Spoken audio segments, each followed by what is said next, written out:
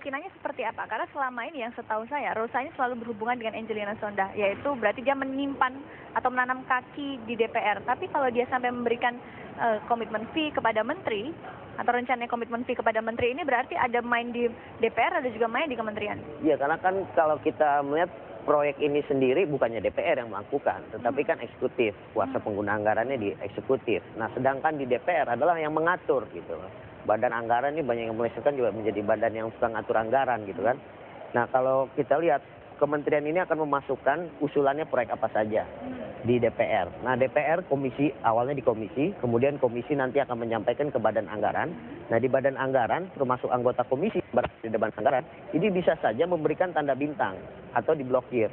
Artinya walaupun anggaran sudah ditetapkan, nanti kalau anggaran ini mau dicairkan gitu, dia tetap harus melobi lagi ke anggota badan anggaran yang bersangkutan. Dirjen anggaran itu nggak akan berani mencairkan anggaran kalau memang belum ada persetujuan. Dan di dalam tatip juga jelas saya kira bahwa RKA itu harus sudah ditandatangani oleh ketua komisi. Jadi memang ketika ini sudah diblokir, mau tidak mau kan kalau proyek ini memang mau digiring untuk mengarah ke sesuatu kontraktor atau perusahaan tertentu, ya lobby ke kementerian itu juga menjadi sesuatu yang lumrah, wajar gitu. Karena Jadi mau tidak mau tender harus lewat menteri gitu kan. Jadi kita udah jual perusahaan ini yang harus menang. Tapi kan juga tetap harus lewat menteri. Oke, di DPR dia sudah bisa kawal, disetujui gitu, semua udah bisa dipegang. Tetapi ketika di kementerian, nah ini juga harus dilobi di kementerian ini gitu. Nah ini yang menurut kita peluang ini terbuka gitu, karena proses penganggarannya itu proses di dalam ruang gelap gitu ya, yang mengakibatkan ya menteri pun sangat mungkin menerima fee.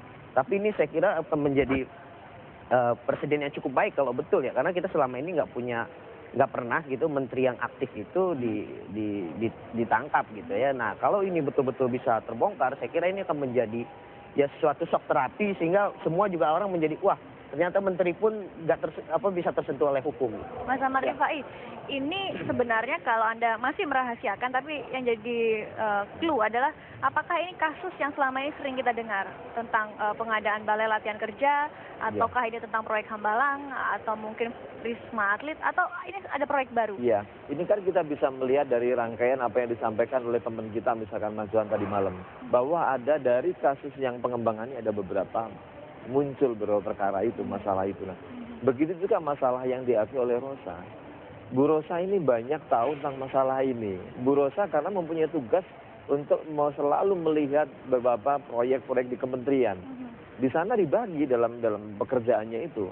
Nah, Bu Rosa mendapatkan termasuk memantau setiap perkembangan, setiap ada pengadaan barang dan jasa di berbagai kementerian. Dan termasuk ada di perusahaan-perusahaan BUMN di sini. Nah, ini kan harus diungkap.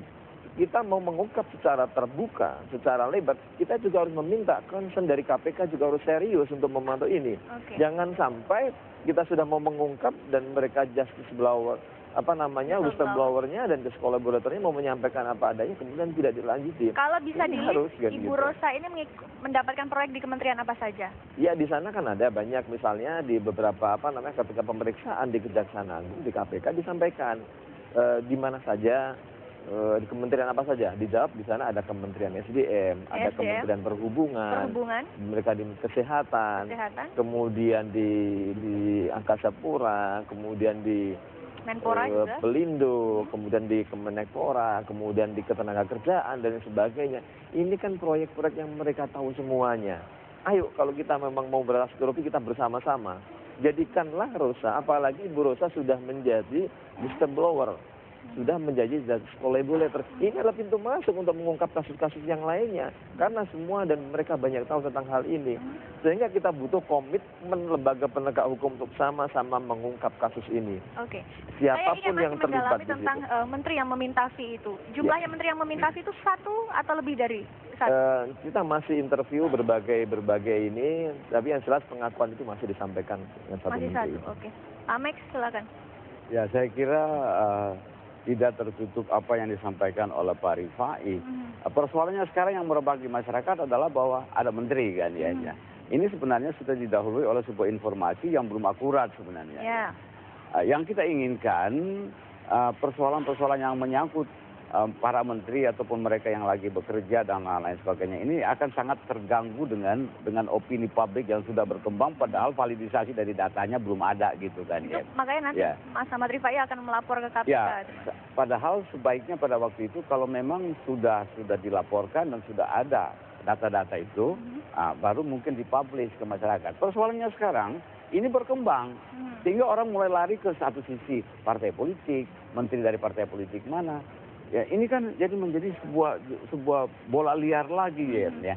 Saya bukan apa-apa, bukan tidak mau. Saya bukan pada posisi untuk mencampuri urusan ini, tetapi sebagai salah satu fungsionaris dari sebuah partai politik yang besar di Indonesia saat sekarang, saya juga merasa bahwa alangkah baiknya kalau sesuatu yang memang sudah on publish itu memang sudah memiliki data akurat gitu kan ya, sudah ada sebuah ketetapan. Tapi sayang sekali ini munculnya lebih awal dan mudah-mudahan dalam waktu yang singkat sudah ada opini yang ataupun data yang lebih akurat lagi bahwa iya atau tidak. Saya juga menghargai dan saya sangat menghormati mereka yang sangat bekerja, yang sedang bekerja dalam hal ini para menteri yang memang sedang konsentrasi di dalam Kabinet Indonesia Bersatu Jilid 2 ini di bawah pimpinan Andaikan Presiden SBY. nama itu nanti akhirnya disebutkan oleh Mas Ahmad Rifai dan diuji kebenarannya oleh KPK dan nama itu adalah menteri dari Partai Demokrat, apa yang akan dilakukan oleh partai? Saya kira persoalannya bukan apa yang dilakukan lagi karena menteri ini bukan saja di Demokrat tetapi di bawah kendali Presiden ya. Presiden akan lebih arif dan bijaksana untuk lebih cepat mengambil keputusan mengenai hal-hal tersebut.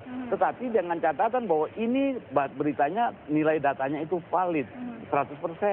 Jadi jangan sampai kita biaskan kemana-mana, tetapi akhirnya baru dugaan itu. Mas Ahmad Rifai, ini Pak Max mengatakan bahwa ini harus valid. Anda sendiri sudah menjamin. Kita setuju dengan itu dan kita sepakat. Karena hukum itu tidak bisa berbicara dengan nilai-nilai politik. Hukum selalu mengenal hukum. Di situ adalah unsur-unsur pidana. Kita melihat memang secara sepintas bahwa ketika seorang menteri meminta saja sudah menyalahi undang-undang tidak pidana korupsi. Karena jabatannya bisa memaksa orang lain sudah merupakan tidak pidana. Nah, sehingga untuk pembuktian masalah-masalah ini, kalau memang ada buktinya tidak terlalu susah. Kan begitu. Nah, sehingga kita akan hati-hati ketika kita akan mengungkapkan dan menyebut nama. Apalagi ini masih praduga-praduga. Ini kita perlu memperdalam bukti-bukti yang berikutnya. Tetapi yang jelas bahwa ini semuanya harus diproses dengan cara serius. Kenapa demikian? Ini kan kita sudah semuanya bersepakat bahwa kita akan menegakkan hukum. Kita akan memberantas korupsi. Kenapa masih ada hal-hal seperti ini? Ini adalah merupakan ganjalan-ganjalan yang mesti harus kita tuntaskan semua. Oke, apakah menteri yang saat ini namanya sedang disebut ini di Kabinet Indonesia Bersatu sebelum reshuffle atau yang sudah reshuffle? Tidak ada reshuffle. Tidak ada reshuffle. Ya. Jadi saat ini posisinya Ya masih seorang menteri dan kita akan, saya mudah-mudahan bisa secepatnya untuk bisa melaporkan biar tidak menjadi spekulasi yang. Apakah Rosa pada saat dimintai fee ini ada hubungannya dengan Nazarudin atau Rosa bergerak sendiri? Jadi masih ada kaitannya dengan Nazarudin.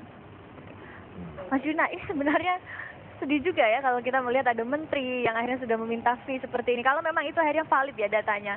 Ya saya kira cukup valid juga ya, karena kan PPATK juga sudah ngomong itu. Ada 1-2 menteri yang punya transaksi mencurigakan. Tinggal dibuktikan sekarang apakah memang transaksi mencurigakan ini dari permintaan-permintaan model fee tadi gitu ya.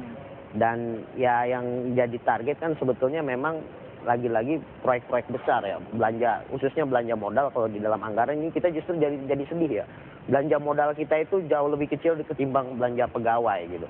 Tetapi penyelenggaraan ke DPR, sebetulnya nilai real proyek dirasakan rakyat ya mungkin hanya sekitar 60% dari total nilai proyek. Ini kan artinya ya walaupun anggaran kita banyak 1.400 triliun, tapi kalau permainan terus seperti ini terjadi gitu, kita nggak akan pernah nggak bisa berubah gitu. Kita nggak akan pernah bisa berubah, dan yang selalu dikhawatirkan adalah bagaimana kualitas proyek tersebut ya, karena sudah disunat sana sini tiba-tiba jembatan gampang runtuh, kemudian sekolah langsung gampang roboh begitu. Ya, artinya kan kita sebetulnya punya banyak uang yang belanja modal tadi. Seandainya Vivi ini tidak dikorup saja, artinya bahwa ya jembatan-jembatan yang anak sekolah harus daripada mereka harus lewat kali, mereka bisa lewat jembatan yang layak, infrastruktur dan lain sebagainya. Tetapi karena ini dikorup, akhirnya ya mau tidak mau anak-anak Ya. rakyat juga nggak bisa merasakan anggaran Baik, yang lebih baik. kita menunggu Mas Ahmad Rifai untuk lapor ke KPK dan kami sangat penasaran dengan nama menteri Ya. tersebut.